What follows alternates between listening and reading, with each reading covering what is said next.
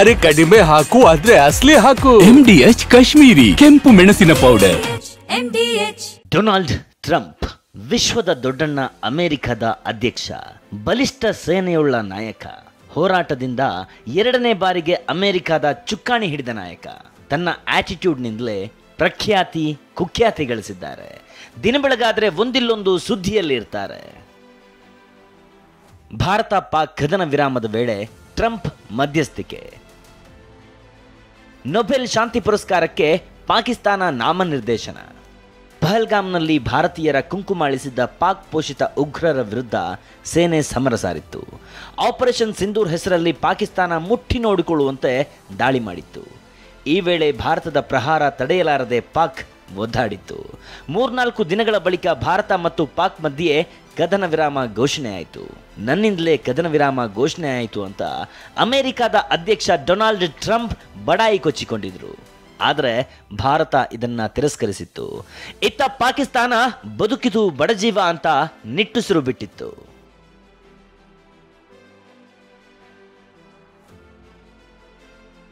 ಇದೀಗ ದೊಡ್ಡಣ್ಣನ ಋಣ ತೀರಿಸಲು ಪಾಕಿಸ್ತಾನ ಮುಂದಾಗಿದೆ. ಪಾಕ್ ಸಂಸತ್ತು ಡೊನಾಲ್ಡ್ ಟ್ರಂಪ್ ಹೆಸರನ್ನ 2026ನೇ ಸಾಲಿನ ನೊಬೆಲ್ ಶಾಂತಿ ಪ್ರಶಸ್ತಿಗೆ ನಾಮನಿರ್ದೇಶನ ಮಾಡಿದೆ. ದೂರದೃಷ್ಟಿ ಇಟ್ಟುಕೊಂಡು ಅದ್ಭುತ ರಾಜನೀತಿ ಪ್ರದರ್ಶಿಸಿದ್ರು. ಟ್ರಂಪ್ ಪ್ರಯತ್ನಗಳು ದೊಡ್ಡ ದುರಂತ ಸಂಘರ್ಷವನ್ನ ತಪ್ಪಿಸಿದ್ವು. ಹೀಗಾಗಿ ಟ್ರಂಪ್ಗೆ ನೊಬೆಲ್ ಸಿಗಬೇಕು ಅಂತ ಹೇಳಿದೆ.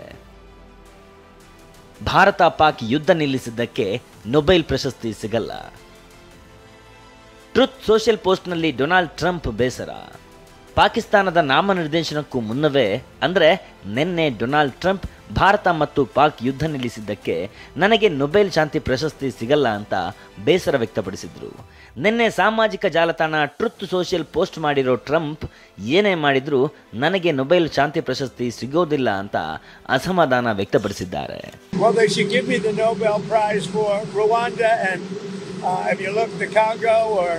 You could say Serbia, Kosovo, you could say a lot of them. You could say, the big one is India and Pakistan. I should have gotten it 4 or 5 times. I should get it for I would think the Abraham Accords would be a good one too. They won't give me a Nobel Peace Prize because they only give it to liberals. ಮೊನ್ನೆಯಷ್ಟೇ ಶ್ವೇತಭವನದಲ್ಲಿ ಪಾಕ್ ಸೇನಾ ಮುಖ್ಯಸ್ಥ field marshal awesome ಮುನೀರ್ಗೆ Trump ಭೋಜನಕೂಟ ಏರ್ಪಡಿಸಿದ್ರು. ಅಷ್ಟೇ ಅಲ್ಲದೆ ಪಾಕಿಸ್ತಾನವನ್ನ Trump ಕೊಂಡಾಡಿದ್ರು.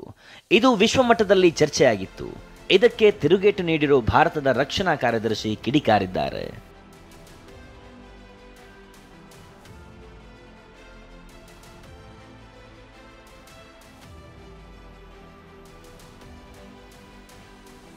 Trump ನನ್ನನ್ನು ಔತಣಕೂಟಕ್ಕೆ ಆಹ್ವಾನಿಸಿದ್ರು ಎಂದ ಮೋದಿ. ಅಮೆರಿಕದ ಆಹ್ವಾನ ತಿರಸ್ಕರಿಸಿದ್ದೆ, ದೇವರ ದರ್ಶನಕ್ಕೆ ಬಂದೆ. ಡೊನಾಲ್ಡ್ ಟ್ರಂಪ್ ಮತ್ತು ಮುನೀರ್ ಔತಣಕೂಟದ ಬಗ್ಗೆ ಪ್ರಧಾನಿ ಮೋದಿ ಪ್ರತಿಕ್ರಿಯಿಸಿದ್ದಾರೆ. ನಿನ್ನೆ ಬಿಹಾರದಲ್ಲಿ ಮಾತನಾಡಿದ ಮೋದಿ, ಟ್ರಂಪ್ ನನ್ನನ್ನು ಔತಣಕೂಟಕ್ಕೆ ಆಹ್ವಾನಿಸಿದ್ರು, ಆ ಆಹ್ವಾನ ತಿರಸ್ಕರಿಸಿ ದೇವರ ದರ್ಶನಕ್ಕೆ ಬಂದೆ ಅಂತ ಹೇಳಿದ್ರು.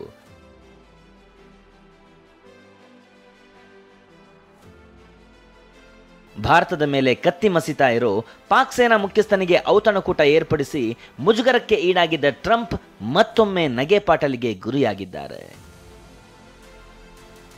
Bureau report TV9.